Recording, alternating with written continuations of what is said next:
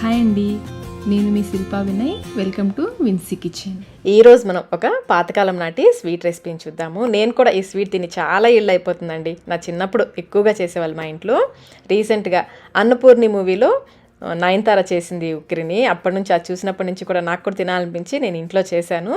అయితే ఈ ఉక్కిరిని చాలా రకాలుగా చేస్తుంటారండి. మా మదర్ అయితే ఏ విధంగా చేస్తారో ఈ వీడియోలో మీకు చూపిస్తాను. ముందుగా మిక్సీ జార్లో 1 కప్పు బియ్యపిండి, పొడి బియ్యపిండి 1 కప్పు వేసుకోవాలి. అదే కప్పుతో 1 కప్పు తురిమిన బెల్లం కూడా వేసుకోవాలి. మీకు బెల్లంలో నలకలు ఉన్నాయనిపిస్తే నీళ్ళలో కరిగించి ఫిల్టర్ చేసి వేసుకోవచ్చు. 2 యాలకులు. నేనైతే 1 కప్పు నీళ్లు పోస్తున్నాను. ముందైతే 1 కప్పు నీళ్లు పోసి గ్రైండ్ చేసుకోండి. తర్వాత మధ్య మధ్యలో కొంచెం కొంచెం నీళ్లు పోసుకుంటూ గ్రైండ్ చేసుకోవాలి. నేనైతే మొత్తం 2 కప్పుల నీళ్లు పోసానండి పిండిని గ్రైండ్ చేయడానికి. పిండి కొంచెం పల్చగానే ఉండాలి, చిక్కగా కాకుండా కొంచెం పల్చగా కలుపుకుంటే చక్కగా ఉడుకుతుంది. చూస్తున్నారు కదా, ఇంకా కొంచెం పల్చగా ఉండొచ్చు. చివరిలో మనం మిక్సీ జార్ తొలిపి ఆ నీళ్ళు కూడా పోస్తాం కాబట్టి సరిపోతుంది. ఇలా గ్రైండ్ చేసి పక్కన పెట్టేసుకోండి. ఇప్పుడు స్టవ్ పైన ఒక నాన్ స్టిక్ ప్యాన్ పెట్టేసుకుని దీంట్లో 3 టేబుల్ స్పూన్ల నెయ్యి వేసుకోవాలి. నెయ్యికి బదులుగా మీరు నూనె అయినా వేసుకోవచ్చు. ప్యాన్ అంతా కూడా స్ప్రెడ్ చేసుకోవాలి.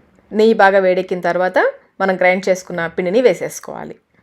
పిండి అంతా వేసాక మళ్ళీ మిక్సీ జార్లో కొంచెం నీళ్ళు, ఒక 1/2 కప్పు వరకు నీళ్ళు పోసి తొలిపేసుకుని ఆ నీళ్ళు కూడా ఇందులో పోసేసుకొని కలుపుకోవాలి. నాకు ఆ వీడియో క్లిప్పింగ్ మిస్ అయిందండి, రికార్డింగ్ అవ్వలేదు. నీళ్ళు పోసి ఆ తొలిపి నీళ్ళు కూడా పోసేసి కంటిన్యూస్గా కలుపుకుంటూ ఉండాలి. ఉండకట్టకుండా కలుపుకుంటూ ఉండాలి. కొంచెం సేపటికి ఈ విధంగా ట్రాన్స్పరెంట్గా అవుతుంది. ఇలా అయిన తర్వాత మరొక టేబుల్ స్పూన్ నెయ్యి వేసుకోవాలి. మొత్తం మనకి ఇక్కడ 4 టేబుల్ స్పూన్ల నెయ్యి పడుతుంది. కప్ మెజర్మెంట్లో అయితే 1/2 కప్పు నెయ్యి పడుతుంది. లో టు మీడియం ఫ్లేమ్లో కలుపుకుంటూ ఇది కొంచెం పొడి పొడిగా అయ్యేంత వరకు ఉడికించుకోవాలి. మనం నాన్ స్టిక్ ప్యాన్లో చేస్తున్నాం కాబట్టి అడుగేమీ పట్టుకోదండి. అదే స్టీల్ ప్యాన్స్ అయితే కొంచెం అడుగు పట్టుకున్నట్లుగా అవుతుంది. ఫ్లేమ్ని చూసుకుంటూ ఈ విధంగా పొడి పొడిగా అయ్యేంత వరకు ఉడికించుకోవాలి. కొంచెం అడుగు పట్టుకుని ఈ విధంగా ఎర్రగా కాలుంటుంది చూడండి, అదైతే ఇంకా రుచిగా ఉంటుంది. చిన్నప్పుడైతే మా మదర్ అల్యూమినియం మూకుడులో చేసేవాళ్ళు. ఆ మూకుడికి అంటుకుని ఎర్రగా కాలి అడుగును అంటుకొని ఉంటుంది కదా, దానికోసం నేను మా చెల్లి ఫైట్ చేసుకునేవాళ్ళం. ఆ స్వీట్ మెమరీస్ అన్నీ గుర్తు చేసుకుంటూ ఈ ఉక్కిరి చేశానండి. ఈ విధంగా పొడి పొడిగా అయ్యేంత వరకు ఉడికించేసి స్టవ్ ఆఫ్ చేసేసి సన్నగా తరిగిన నట్స్ వేసేసి కలిపేసుకోవడమే.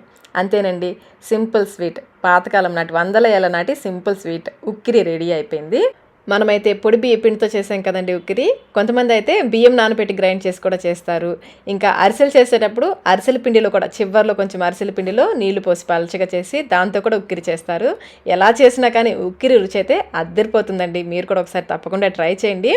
మీలో ఎంతమందికి ఈ ఉక్కిరి తెలుసో కమెంట్ చేయండి. అలాగే వీడియో నచ్చినట్లయితే లైక్ చేయండి. మీ ఫ్రెండ్స్కి, ఫ్యామిలీ మెంబర్స్కి షేర్ చేయండి.